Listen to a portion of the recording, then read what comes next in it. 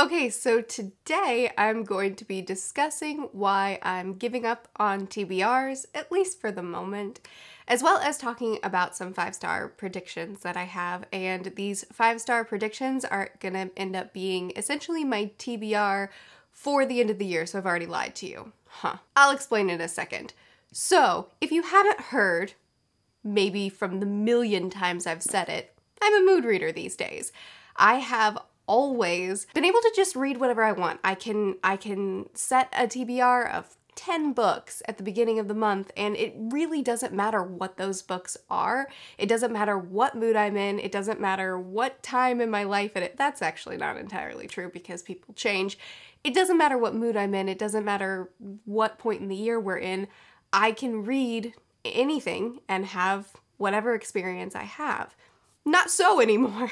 Now suddenly I'm very much a mood reader, and I've tried to keep TBRs alive because I'm also a very structured, goal-oriented person, and I like having goals and I like marking things off a list, but it's really not working for me. It'll work for about half the month and then my mood will change, and then the second half of the month I'm picking up the wrong books and I'm forcing myself to read books that I set out at the beginning of the month, and it's not going well. And on top of that, I'm saying these are the books I want to read this month, and then by the end of the month I have a ton of comments of, well, what happened to this book? When are you going to get to this book? Didn't you say you were going to read that?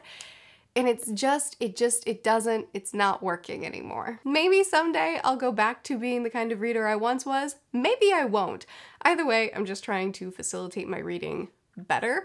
So TBRs are out for the moment, and instead I'm going to attempt this, which is still a TBR, but it's a little bit looser one. So predicting 5-star reads is, it's not really popular anymore, but it was a thing that was popular for a minute on BookTube, and people would just say, hey, here's 5 books that I think are gonna be 5 stars, and then they'd check in after they read all 5 and see how many of them actually were 5 stars. So for this video, what I'm gonna try to do is predict 5-star. There are 5 books in this pile that I genuinely think could be 5-star reads for me, and it's gonna be my TBR for the rest of the year. I'm going to have the rest of 2020 to read these books, and then once they're all done, we'll check in and see how it goes, and if this went well, then maybe I'll start doing more seasonal TBRs or just 5-star predictions with no time frame attached to it.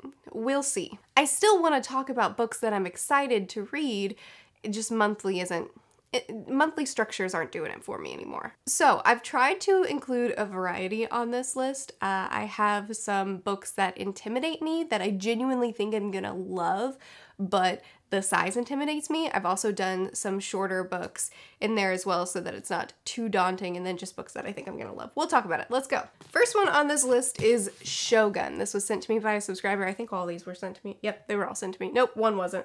Keep talking. This was sent to me by a subscriber. This is a historical fiction set in Japan in the 1700s. This follows a British pilot who crashed on the shores of Japan, and that's all I know about it. It's a beautiful cover, so I was naturally drawn to it, but when I unboxed it, I had so many comments about how phenomenal this book is and how much it deserves more attention. Even though I'm pretty sure it's won awards here on BookTube, it's really not talked about, and I'm sure it's because of its girth, but the concept sounds really interesting to me, and the amount of praise you guys have given it has me so interested. Balancing that out with something shorter, I have a book that I've been dying to read for well over a year now, and I keep not reading it, and that's The Deal of a Lifetime by Frederick Backman. Frederick Backman is my favorite author, and I still have several of his books that I haven't read that I genuinely want to read, but his books are so hard-hitting and so punch you in the gut that I tend to spread them out. And this one is obviously set in the winter time, so I'm gonna wait until the season turns colder, and then I'm finally gonna read this tiny little book. It's really not hard for me to predict a Bachman book is gonna be a 5-star. Next is 11/22/63. This is a Stephen King book. It is an alternate history thriller. So this follows someone who is assigned to step through a time portal and try to stop John F. Kennedy's assassination, which probably everyone here knows because this is probably one of his most famous novels. Obviously, comes with a lot of hype. Tons of people have said that they loved it. The reason I keep putting it off is because I've had such a mixed relationship with Stephen King. The first book I read by him, Pet Sematary, I loved so much. And then I read Misery, which I enjoyed a lot. And then I read another book, which I didn't like as much. And then another book, which I didn't like at all. And then I've DNF'd a couple of his books.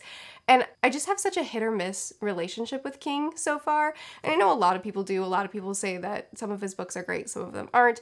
I tried to get some of his more abstract, less popular books, which I guess is my failing because the popular ones tend to be the ones that are the best. So I'm gonna try 11/22/63, one of his most popular books. It's a thriller, which is part of what intimidates me. I don't have any issue with thick books, obviously, but a thriller that's this thick kind of intimidates me a little bit, and I know King can be really wordy, but I'm gonna give it a go, and I do think that if I am going to love another King, I think that this could very well be it. Next is The Mothers, and I hope to read this one really soon, in the next month or two. I actually read The Vanishing Half a couple of months ago, last month, by Britt Bennett, and I loved it so much, and this is her debut novel. I think these are the only 2 novels she's written. I'm not positive on that, but either way, as soon as I finished The Vanishing Half, I immediately wanted another book by her, and I was gonna buy it, and then a subscriber emailed me and said, hey, don't buy it, I own it, let me send it to you because it's phenomenal. I fully expect Britt Bennett to be one of my new favorite authors. I loved The Vanishing Half so much. I tend to be a ridiculously optimistic reader. Like, I've read 20 pages, I predict this to be 5 stars. So I know that was a pretty big statement, new favorite author, one of my new favorite authors after one book, but it's the kind of reader I am. I'm a very optimistic reader. But I fully expect that this will be a 5-star as well. I actually don't know a lot about this one other than that it follows a young girl, I'm not sure if she's a teen or early 20s, who got pregnant, and now she's involved with the other mothers of her small town, and they're a very gossipy crowd, and I don't really know anything else about it beyond that. I really just trust this author at this point. Last book on this list is the most unlikely to be correct because it's based off of so little. Descender, which is a graphic novel, again, a subscriber sent it to me, and this I'm basing off of the cover alone and flipping through some of the panels really quickly, not getting any context for anything. Literally the only thing that makes me think this is this cover seems meaningful. This looks like a story that's gonna follow a really beautiful and potentially tragic story of this little boy. I could be totally misrepresenting this, but this cover, as soon as I saw it, I thought, oh, that book is gonna touch me somehow. I hope I'm right. It's gonna be embarrassing if I'm super wrong. Either way, it looks like a hard-hitting book. It looks like a book that's gonna explore deeper topics and that's gonna invoke a lot of emotion, and I could just see it. I could just see it going very well for me. It's pretty out there just because I'm basing it off of the cover. It's pretty out there because this is volume 1, and generally volume 1 of mangas and graphic novels are ground-laying novels and not 5-star novels. I keep saying novel, volumes, not 5-star volumes. But this is more a reflection of how I think this series is gonna go. I expect I'm going to fall in love with volume 1 and continue on, and it's going to be something that I really love, based off of so little. Could be super wrong. So there you go, that's why I'm going to quit doing TBRs, at least for the time being. Who knows what the future holds. And these are the books that I'm going to make my TBR. What a contradiction this video is. I'm going to make a genuine effort to read all of these by the end of 2020, and this will be my TBR for the rest of the year. Beyond that, I'm not going to be giving any lists of what I hope to be reading. I'm just going to pick up what I want to pick up. The only books that I'm still going to consistently have as a TBR are the books that are buddy reads. I have 2 buddy reads every month on my Patreon and 1 buddy read every month on my other Discord server for anybody that can't or doesn't want to join the Patreon. Those books are still, I'm going to consistently read, I'm going to prioritize, I'm going to make sure are read every single month so that I can discuss them with anybody that participates. And I'm just gonna start announcing them at the beginning of my wrap-up videos or talk about them in reading vlogs so you can still see if that's a buddy read that you want to join in on. But other than that, I'm just gonna let myself read what I feel like reading, and I'm still going to make,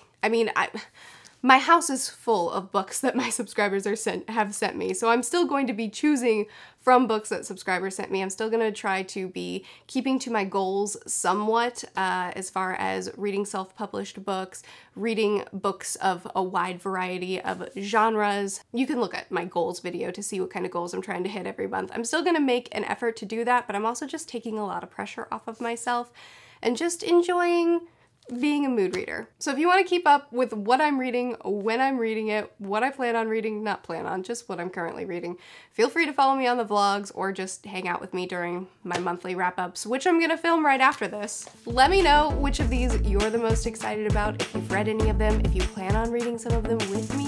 I post videos every Sunday, Tuesday, Thursday, and Saturday. I'll see you guys again soon. Bye.